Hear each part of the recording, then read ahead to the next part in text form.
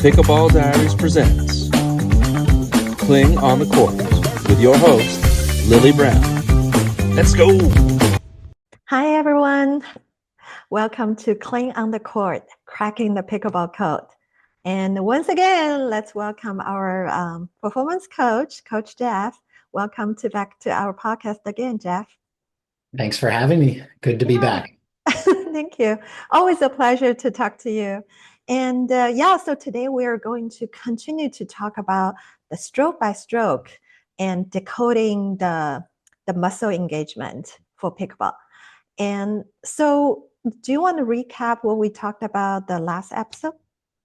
Yeah, last episode, we mostly talked about sort of like the biomechanics and how the body works on ground strokes. So when we were talking about ground strokes, we covered ground strokes. So maybe like a third shot drive. We talked about the return of serve and also the serve, which is very similar to a forehand ground stroke.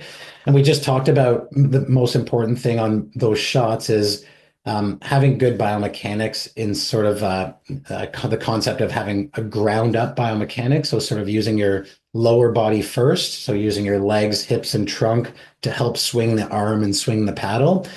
And the one thing we sort of touched on, but I'd like to touch on here is, again, for people that are newer to the sport or don't have a rackets background, ground strokes and having good ground up biomechanics or ground up coordination, it can be really challenging because it does require more coordination. So using all of these body parts in the right sequence and controlling the paddle, so like the paddle path, paddle angle, and paddle speed, it can be really challenging to do all of that. So it does require a lot of practice. And if you're newer to the sport and haven't had a chance to hit a lot of ground strokes before, you should practice them either with shadow swings or with a partner. And again, going back to, if we want to have efficient technique and good coordination, we also have to have great reception skills, because if we're not in the right position to receive the ball and we're not there on time, or if we don't have the right impact point, it's really hard to have good coordination and smooth swinging. So those are some important things to keep in mind. Yeah. So with that, would you help our listeners say, how do we train? Like, what will be the major muscle group we need to train or strengthen for the ground strokes? Yeah, well, for ground strokes, like if you're doing it well, your arm isn't really like too active. It might be sort of accelerate a little bit near contact, but really it's your lower body and your core that does a lot of the work, because you need to be balanced when you set up for the ball. And then when you actually go to initiate the movement from the ground up, you're really driving with your legs and your hips and your trunk. So doing a lot of like things like lunges and squats, even just with your own body weight, and even incorporating some of those into your warm up. So lunges and squats and a lot of like core exercises to have a strong and stable core, and also just to feel like that you have control over those body parts, and also to take those body parts through a fairly full range of motion, if you can, when you're warming up or doing some off-court training. Those things would really help you in terms of improving your performance with your ground strokes and your ability to execute ground strokes with good coordination. Yeah, thank you. So with the ground stroke, the first, would you call that one of the most fundamental techniques we need to have?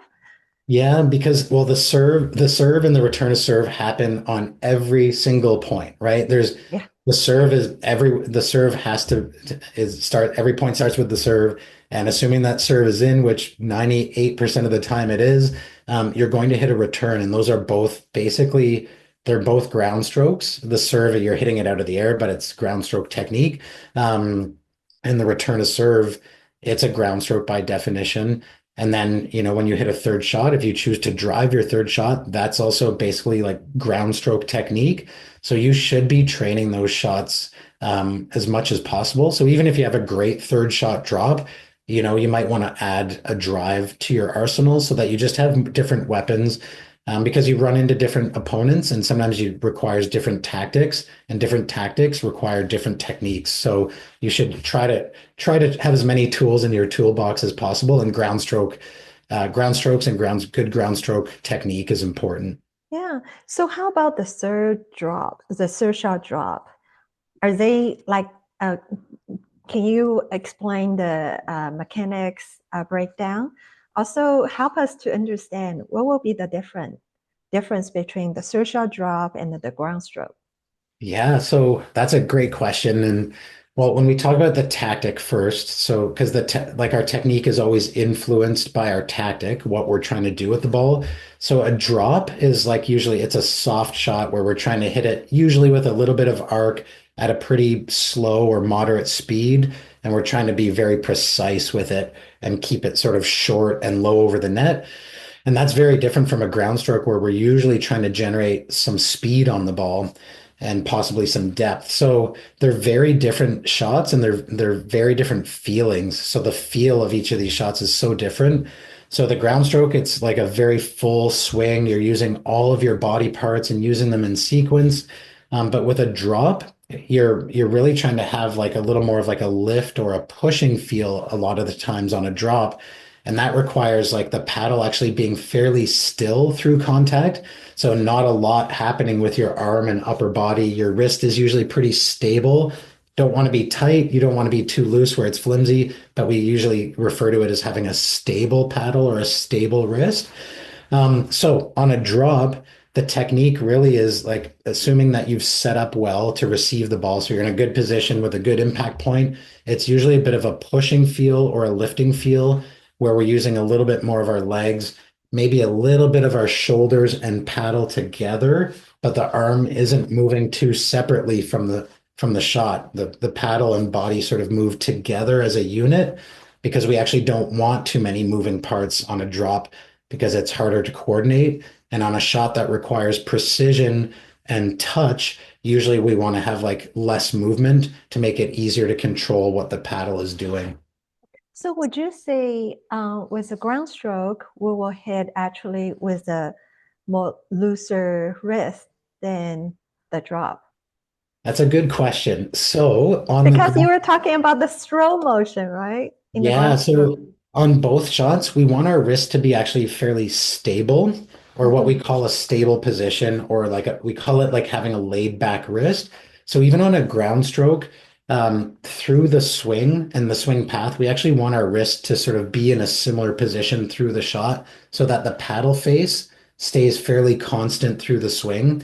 We might actually, if we're trying to hit a topspin ground stroke, we might rotate our forearm through the contact slightly. That's a more advanced technique, and you shouldn't worry about that if you're newer or intermediate necessarily.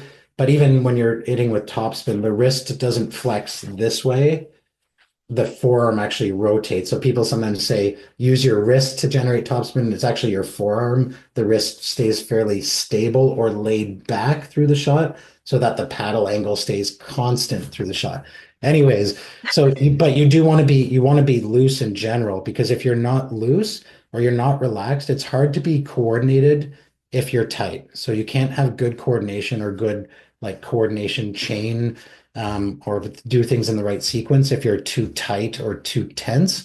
So being relaxed on most shots is good. Even on a drop, it's important to be relaxed, but to have your paddle be stable. And it's easy to be stable if we're in position on time and we have the right impact point in front of our body at a comfortable distance.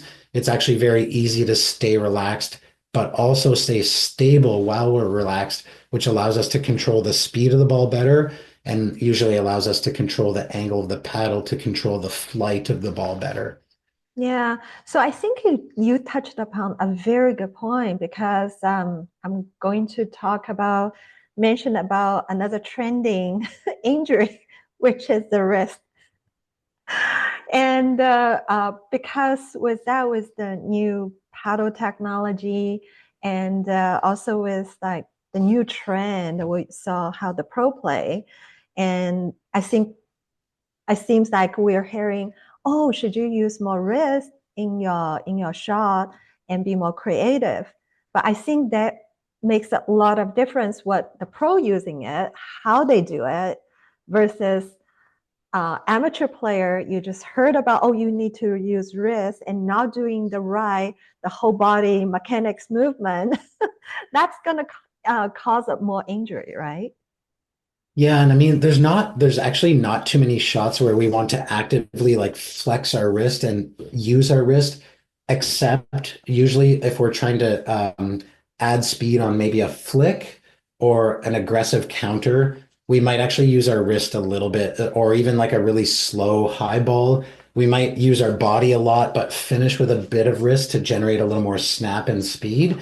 But on most shots, like even a topspin drive or a topspin roll dink, our wrist stays in what we call a laid back position. And it's actually the forearm that sort of, it's called internal rotation. You rotate your forearm inside or internally to get the path of the swing to be more low to high. But we don't want to flex our wrist this way because it changes the angle of the paddle face, which influences direction.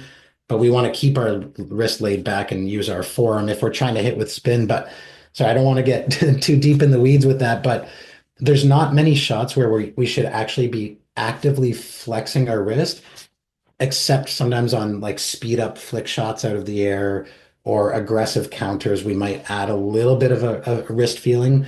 But for most players, like newer players or intermediate players, it's important to have the paddle be fairly stable on most shots. And the wrist is usually what we call laid back on a lot of shots. Um, because again, if our wrist is stable, it doesn't necessarily mean tight, but stable, it allows the paddle angle, like the horizontal angle, so this way, sorry, this way, and the vertical angle. If our wrist is stable, we can keep the paddle angle square or sorry, stable through the shot so that we can project the ball off the paddle the way we want. But most beginners and intermediate players, they do struggle with overuse of the wrist. And if they are using their wrist too much, it can lead to injury. And it also leads to like a very erratic sending of the shot with a lack of control over direction, speed, height, that kind of thing.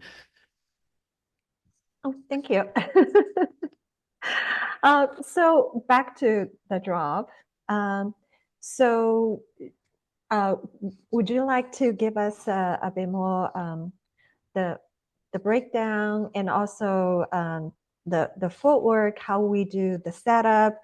I know with the ground stroke, the turn up serve, if we can, you mentioned, like it's a ground stroke. Preferably, if we have time, we do more like close to closed in-ish prep. So how about with drop? Like, what would be the ideal position for our whole body to prepare?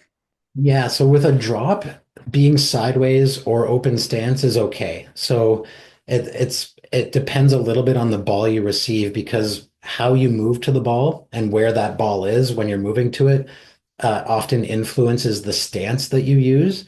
So you could be sideways with a drop, or you could be open stance, so sort of facing the net more. The most important thing with the drop is that you're in position on time with your paddle ready on time. And again, when we say on time, we're usually referring to before the ball bounces or lands on your side of the court. And then if your impact point is out in front of your body at a comfortable distance, and sort of around thigh height or whatever the height of your impact is often influenced by the ball you receive, but let's say it mostly out in front at a comfortable distance from your body. Those are the most important things on your drop. Whatever stance you use is less important than your ability to make sure that you have the right impact point and that you're in position with balance and you're there on time. Because if those things are in place, controlling the angle of the paddle and having like a sort of a soft pushing feeling or lifting feeling, that becomes actually really easy if we're set up with balance and we're set up on time. So I would tell most players um, not to be too concerned about the stance being sideways or open stance. Both are fine, and it depends a little bit on the ball that you're receiving, and it depends a little bit where you are in the court. Yeah. The main thing is to be set up on time and have your impact point in a comfortable spot. That makes it really easy to control what the paddle's doing and to control the sending of the ball. Yeah. So you mentioned the two keywords, push and lift. With that, what muscle do most of the work? Still from the feet or from the arm, lower just or like upper body? most shots we hit, like, yeah, you're to get to the ball, you're obviously using your lower body, your legs, and your trunk to move yourself to the ball. And a lot of times on a drop, we have to sort of get under the ball because we're trying to create a bit of an arc on the ball, and how much arc depends on where we are in the court and what we want to do. But we have to get under the ball. So if we can get under the ball by sort of being athletic with a somewhat wide stance and a wide base and a low center of gravity, that'll make us balanced, and balance is always good. And then it'll also give us the opportunity to lift by pushing with our legs. So we push into the ground to sort of lift the paddle. So it's our arms not doing too much on a drop, hopefully. We're really using like our legs to lift and move the paddle or guide the paddle through the shot, where the paddle's fairly still and constant. The paddle face is fairly constant through the contact and the swing, which there isn't much swing on this shot. But yeah, really using the lower body to create that lift or pushing feel. Yeah, so that's exactly what we find as Kling during our R&D. Like pickleball is such a lower body heavy and sport, and takes a lot of toll on, on the lower body. And then like exactly like you said, and there's so many shots you need to bend down, be low, and get under the ball and squat low. So, and here's another interesting question for you. So each shot we need to go below the ball, go down, right? And then, so what happened in between? Like say we hit a serve. Do we stay low ready for the serve? And can we, relax and lift the body a little bit? Or what would you think will be ideal? Like in between body position, like in between shots, the body position. Do we stay low for the whole game, the whole time? And then do you think we're able to kind of lift up, stand up a little bit, kind of take a little bit of rest, but then ready, go low for the next shot? What will be your recommendation? It's an awesome question. And yeah, so to answer it in a general sense, we always want to feel fairly athletic. Like we should always feel like we're sort of always in a state of being ready to move. But there's times when a point is unfolding that the intensity of our athletic stance will change. And you can see this if you go watch like pro players play on YouTube. You'll see that even at the highest level, the intensity, so how low they are in their ready position and how wide their feet are, it will vary based on where they are in the court and based on the situation. So as an example, you mentioned after the serve. So let's say that you're the server. When you serve, you have a little bit of time to sort of like, it's okay if you're a little bit upright after the serve, because the ball has to travel a long distance. It has a long distance to travel back before you hit a third shot. But as the opponent's about to hit their return, you should probably be getting into a reasonably athletic stance because you need to react to that oncoming ball. Now it's coming from farther away on a return. So maybe the intensity of that athletic stance, maybe the intensity doesn't need to be as high, but some of it depends on who you're playing. If you play someone that hits really aggressive returns with a lot of speed, you might want to be in a more athletic stance, so lower to the ground, wider base, because you need to react faster and move faster to that next ball. So the answer is you should always feel like athletic, even after a shot when you're recovering and getting ready for a shot, because you need to move. Like you're going to need to move somewhere, even if you're not hitting the ball, because your partner's moving somewhere. You might have to cover some open space or follow them a little bit. So you should, in an ideal world, always feel fairly athletic. But the more that space shrinks, so the more the space between you and your opponent gets closer, the need to react faster gets greater. So you probably want to be even more athletic. Or if you anticipate your opponent's hitting a really aggressive offensive shot and you anticipate for sure that the ball can come faster, you should be more athletic because your need to react quickly is greater. So you need to get more athletic, more intense with your stance, getting lower, a little wider. So all that to say, yeah, you should always feel fairly athletic because it's a game of movement. You always need to be ready to move before, during, and after the shot. And the intensity at which you move, or the intensity of your stance when you're ready for the ball or getting ready for the ball, it'll vary a little bit depending on the situation. Yeah, try your best to stay low the most of the time, right? It never hurts to be overly athletic. The only challenge is that it's hard, right? It's like Yeah. if you're playing rec games for 2 hours, or you're drilling for even an hour of drilling with just one partner, that's a lot of volume and a lot of balls hit. So it's hard to be in an athletic stance over the course of a long period of time. But that's exactly why, like, doing some off-court work and preparing our bodies to move by having good warm-ups and good cool-down routines is so important for any level of player. It's because the demands of this sport on the body are much greater than most people think. Non-pickleball players like to think that pickleball is really easy, but it's actually really hard on the body. And with pickleball compared to, say, tennis, the ball actually bounces a lot lower. So a lot of the contacts are made from a much lower impact point.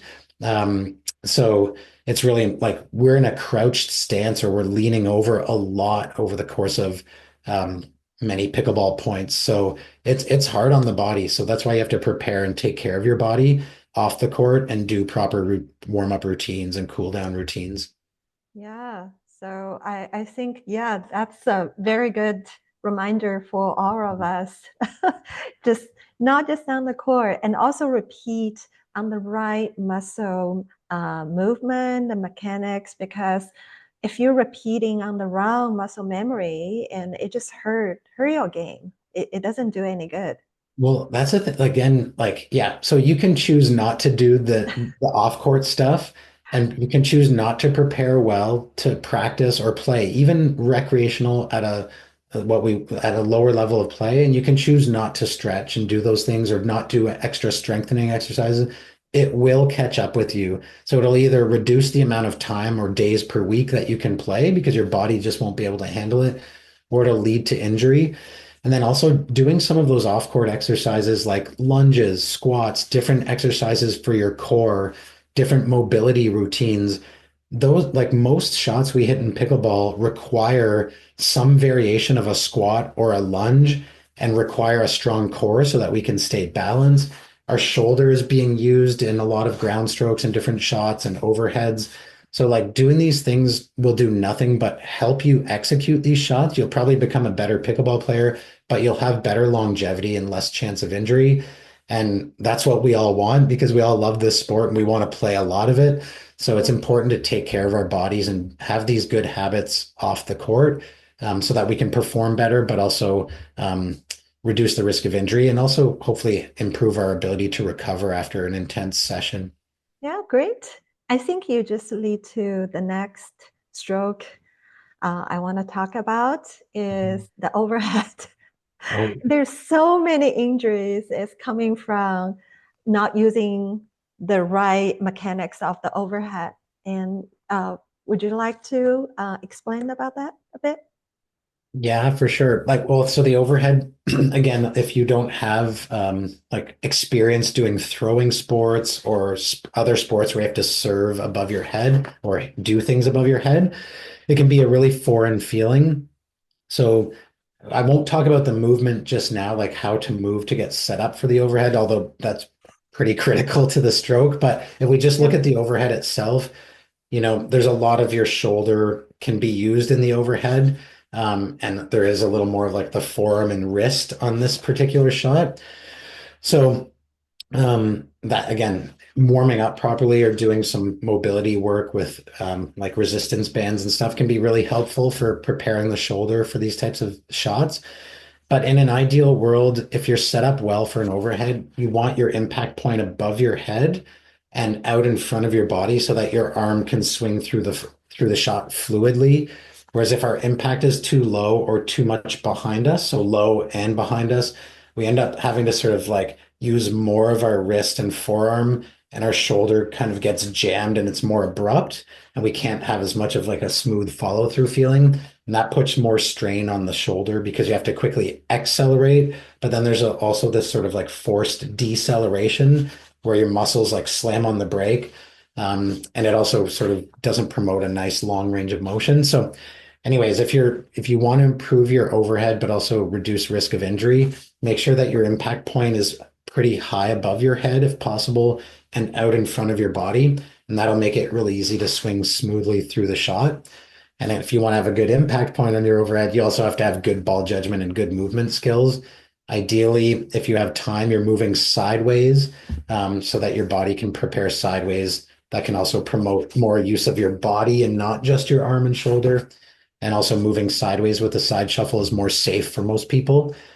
Sometimes if we move backwards, just like backpedaling, as we're looking up to the sky, if the ball is sort of getting over and behind us, it can lead to like a tumble, a backwards tumble when either hitting your head or putting your wrist down to break the fall, and then you injure your wrist. So if you can, try to move sideways on your overhead if you have the time to do so. Yeah, so what will be the lower body muscles being engaged for the overhead? Yeah, so overhead, because you're usually having to move to get in position, you're really using like your glutes, your calves, quads, and hamstrings. So all of those muscles are working together to propel you into the right position and move your body into position. And then when you hit, you need good balance. So whether you're sideways or open stance on the overhead, like you need good balance so those muscles are engaged. And your core is also like our core is working hard in all pickleball shots because to stay balanced, we're often reaching or we're doing things that require our body to reach a little bit or to be balanced. Our core has to engage. So our core strength is really important to being balanced. And if we're sideways, we're usually sort of having a bit more of a throwing motion where we're rotating our body, so our torso and our shoulders, and our core is heavily engaged in that because there's the acceleration to make the shot, and then our core engages to make sure we don't over rotate as well. Yeah, so rotation. I think you mentioned so many times of the body rotation in the ground stroke, in the overhead.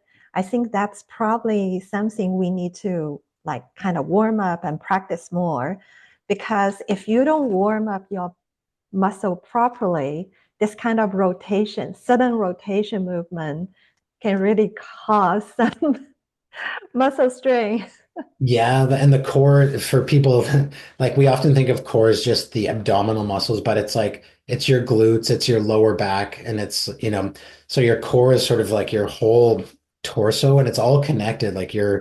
Like all these body parts are connected. So doing things that work your core and improve your ability to control your core or strengthen your core and your ability to be stable and balanced, it's really important. And you can go online and look up just basic like fundamental core exercises and incorporate those into your warm up or just some off court routines. And those kinds of things can help your coordination and your body awareness. So just knowing what your different body parts are doing and be able to control different parts of your body doing different things. And that'll improve your performance, but it'll also help reduce your risk of injury too. Yeah. So now we move to the next stroke is the mid-court.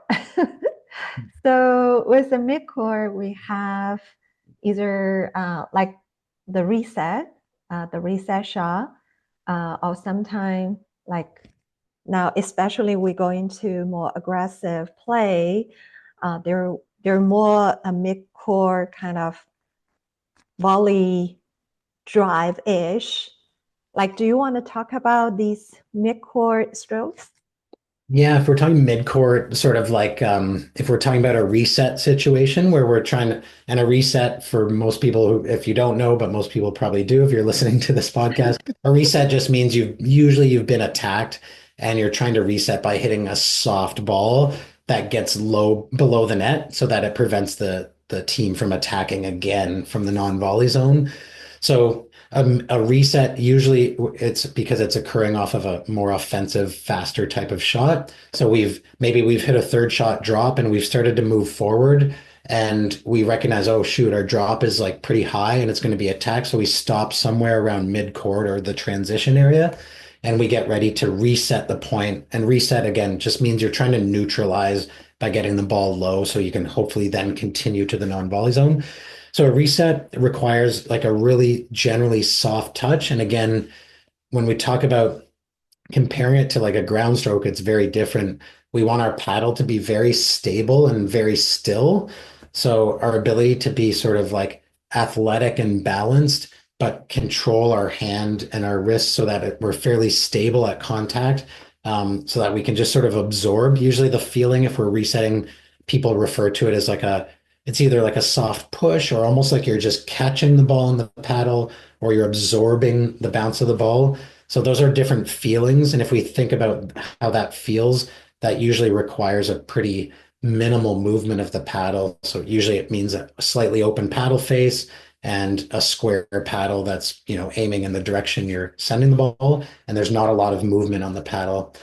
So again, if the physical elements of a reset, they're very similar to a drop. You need to be pretty balanced and hopefully fairly stationary. You're not in motion too much, and balanced with a soft, stable hand at contact. Yeah. So, is there more aggressive play at midcourt nowadays? Or would you suggest we still stay as reset, being calm, approach the kitchen with a purpose?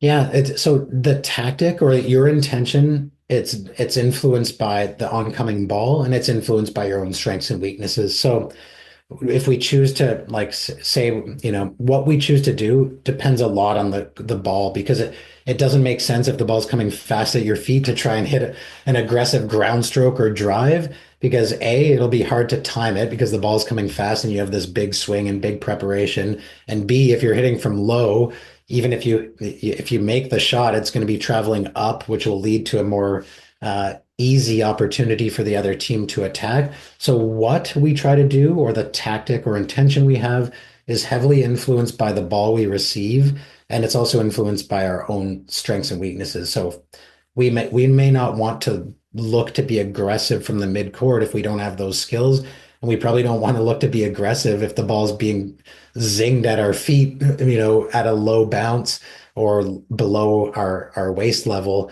So what you choose to do is heavily influenced by the ball you receive. If you're moved forward to the midcourt because you anticipate an offensive shot, but your opponents end up popping their ball up and it's a little slower and softer, then you might have like a bigger backswing and attempt like more of like a drive volley or a swing volley where you're trying to speed the ball up. But again, it has to make sense based on the ball received, who you're playing, and your own skills. Yeah, thank you. Once again, like another packed information, golden nuggets episode. And cannot believe we're running out of time again. Thank you so much, Jeff. And I think we still have a few strokes we want to talk about in the next episode. So yeah, looking forward to chat with you again. Thank you. Thanks for having me. Looking forward to continuing the conversation. Yeah, okay, great. See you next time on the Clean on the Court. See you next time. Thanks.